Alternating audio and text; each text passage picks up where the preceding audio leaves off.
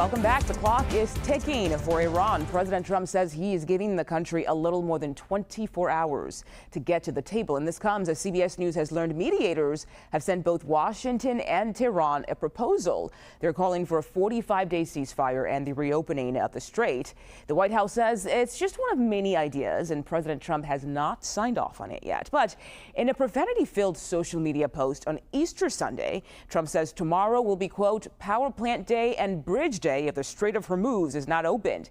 Then in an interview with Fox News, he added that he's considering blowing everything up. Iran is calling that a threat, calling that threat, I should say, a war crime.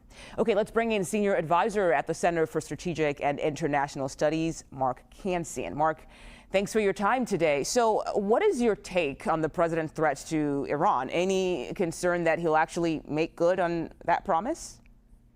The president's in a tough spot because the current situation is not sustainable. The Iranians control the strait. They have a stranglehold on the world economy. He needs to do something. He's been trying to achieve a result through negotiations. Those have not been successful, although they're still going on. His other alternatives are to escalate. He could do that by air, as he's threatened to do. He could do that by trying to open the straits with a military operation, or he could just declare victory and go home. He's hinted at that also, but he's going to need to do something because he clearly wants to extricate himself from the war. And you can hear his frustration in that tweet. Definitely. And so we know that the president made that very, very strong threat, and Iran responded to the president's threats. They say, quote, negotiation can in no way be compatible with ultimatums, crimes, or threats to commit war crimes. So they're basically saying the president's comments constitute a war crime under both international law and the Rome Statute of the International Criminal Court. Can you help us understand it? Does that, in fact, constitute a war crime? I'm going to leave that one to the lawyers, but I will say that attacking the power plants would put a lot of pressure and suffering on the Iranian people as well as the economy, perhaps for the long term.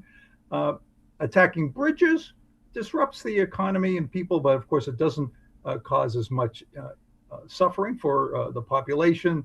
It's also talked about going after the oil infrastructure. That would hurt Iran economically, but it would also have some effects on the world economy because of the price of oil.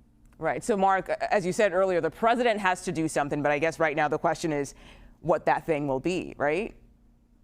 Well, exactly. He's hoping for negotiations and that will produce maybe this ceasefire.